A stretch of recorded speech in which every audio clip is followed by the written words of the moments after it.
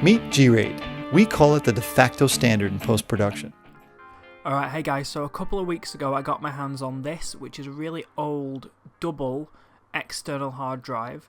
Originally it's a G-Raid from G-Tech, and G-Tech, by the way, not to be confused with the similar named company that makes vacuum cleaners. Inside this massive chunk of aluminium, we've got two 250GB hard drives. This device originally dates from around 2006, so they're really old now. They're probably not going to last much longer. You can tell how old it is as well by these old ports. The fastest one we've got is a FireWire 800. We've also got a FireWire 400 and a USB 2.0. None of my computers, and probably none of your computers, have a FireWire anymore, so the fastest speeds we're going to be getting on this thing is USB 2.0.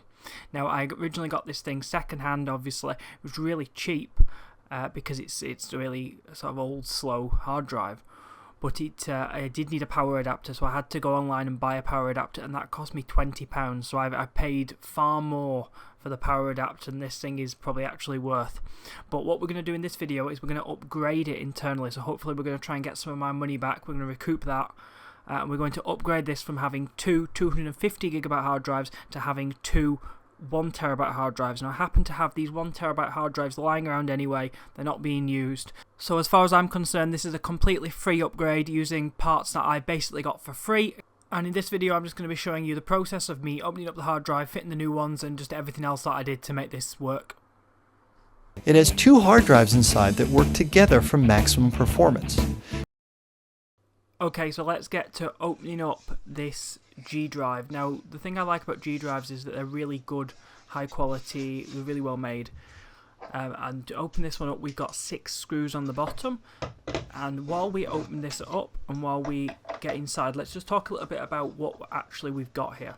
So what we've got is we've got a single device that contains within it two 250GB hard drives.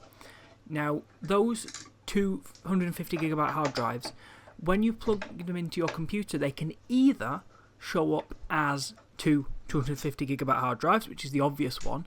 The other one is that this can also have software on it, and this is where the RAID element comes into it, that show them as a single 500GB hard drive, or you can double them up for a sort of backup, in which case they just show as one 250GB hard drive, but that's copied over both drives, so if one dies, you've got this backup. So that's what this device is. Now, the RAID element of this is controlled by some software that's proprietary and I don't have, which is not necessarily ideal, but we're going to sort this out in a second. And right on cue, there we go. So we're opening up the device now. Just the cover just slides off like that. It's very squeaky. And inside we can see that we've got two 250GB hard drives that are made by Hitachi, and they are Deskstar hard drives, so they're really old hard drives. They date from, I think, 2006. So yeah, these hard drives are not going to last much longer. You can actually see they've got Molex power connectors on the bottom, which kind of shows how old they are. But what's important about the connectors on this is that they're just the standard SATA power connector and the SATA data cable. So this means that we can use pretty much any modern hard drive in this external hard drive enclosure. If this external hard drive was any older, then we probably wouldn't have that. We'd have IDE connectors and Molex connectors, and they're really old, so we wouldn't be able to use them with modern hard drives. But because this has the same connector as our modern hard drives, there's not going to be a problem. Okay, so let's start unscrewing the caddy that holds the hard drives in. And while we do that, we'll just briefly discuss why this upgrade is going to work. So it relates a bit to what I've just said about the connectors. Because hard drives, the only bits that have really changed over the last 10 years. Now, we're not talking about NVMe drives, which are the really new ones, and we're not talking about IDE drives, which are the really old ones.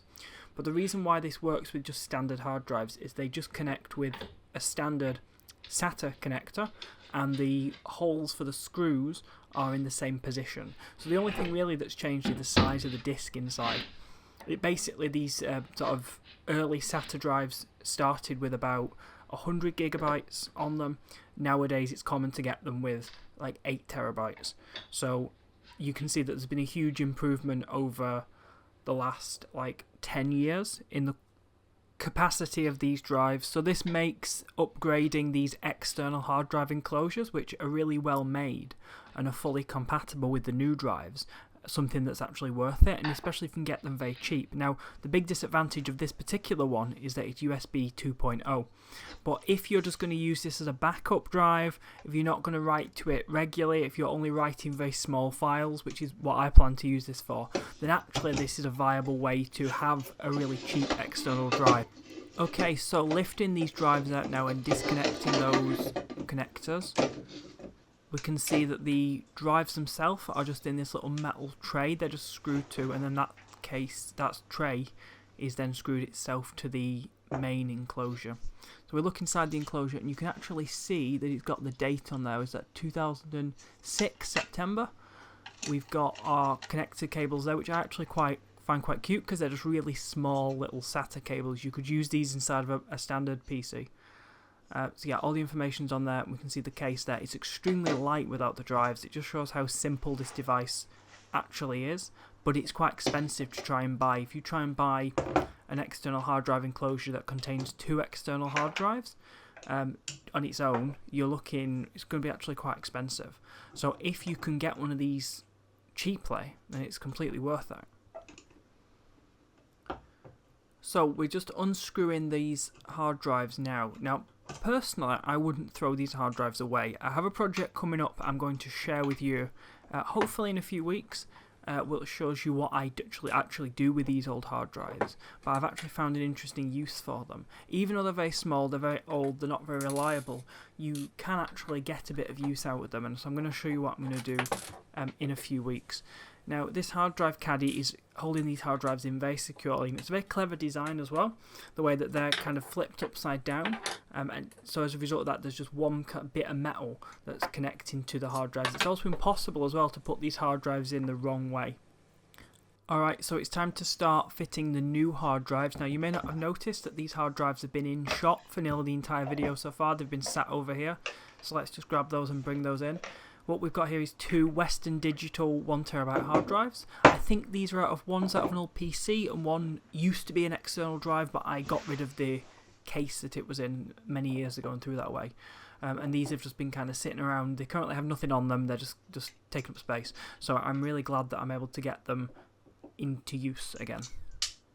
Now, this was actually one of the more awkward parts of this process, is getting these drives lined up. It did actually take me a few attempts to make sure I'm getting them in the right way, because it's kind of a bit of a puzzle. You've got to flip them the right way, but I did eventually get it, so I think we'll just fast forward through this little bit. You can probably guess it's just a reverse of how I unscrewed them, and let's just get to the point where we're putting them back into the enclosure.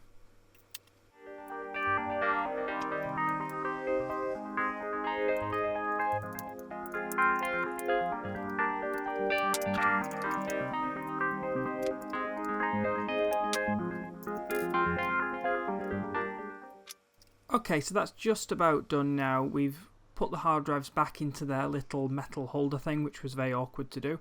So before we actually put them in, what we're going to do now is we're going to do something very important, which is we're going to override that RAID software that I mentioned earlier. Now, I didn't actually find any tutorials about this online. I didn't find any information, but what I did notice was there's these little adjustable pin connector switch things on the circuit board, and usually they relate to some sort of hardware override of a software chip. So what I did was I got out a pair of tweezers and decided to just move those about. So I flipped them to the other position from what they were in previously, and I found that worked. So we started out with a single 500GB hard drive, but once we'd done the adjustment to these connectors, we changed to having 2 250GB hard drives. So what that means is that when we put our 1TB hard drives in, it will just show up as 2 1TB hard drives. If we wanted ourselves, we could set up our own software RAID to have it as a 2TB hard drive, and there'd be no issues at all doing that.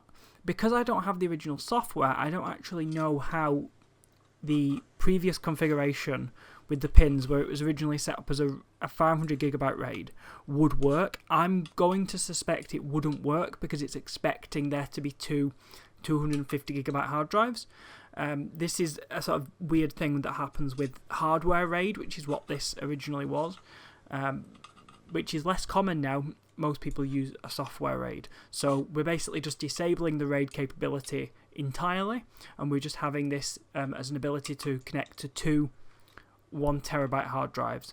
But if you wanted to set up a RAID using software, there's nothing to stop you doing that. You can do that in Windows, you can do that in Mac, you can do that in Linux, you can do that in any system you want. Alright, so now it's time to actually put our 1 terabyte hard drives into the enclosure. Now, this is basically just a reverse of the process that we've just done, so I won't go into detail too much. But all we do is we line up the connectors. I'm going to do the power ones first, which are the bigger ones. We're going to just line them up and plug them in. Now, because hard drives are a standard design, there shouldn't be any issues about things not fitting. So it's just a matter of lining them up and plugging them in, and then screwing the caddy back into the hard drive itself. Like I say, this is exactly the same as what we've just done in reverse, so I think we can just fast forward through this.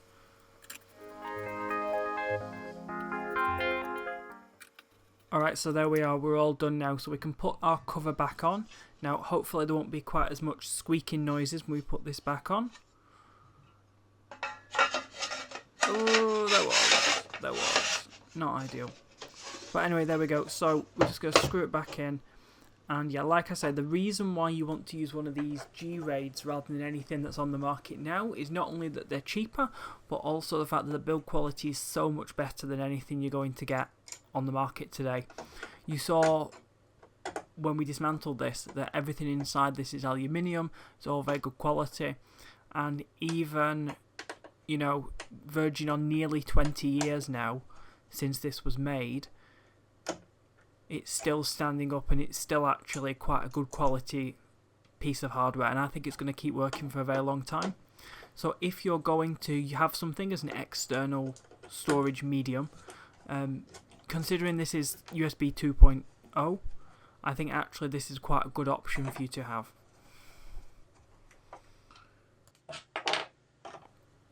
So thanks so much everyone for watching today's video. Been a bit of a longer one than usual, but just showing you this little project that I did. If you enjoyed today's video, make sure to click the like button. If you want to see more content from me, make sure to subscribe. And if you've got any thoughts about this project, or if maybe you've done a project that's a bit similar, please make sure to mention it in the comments down below.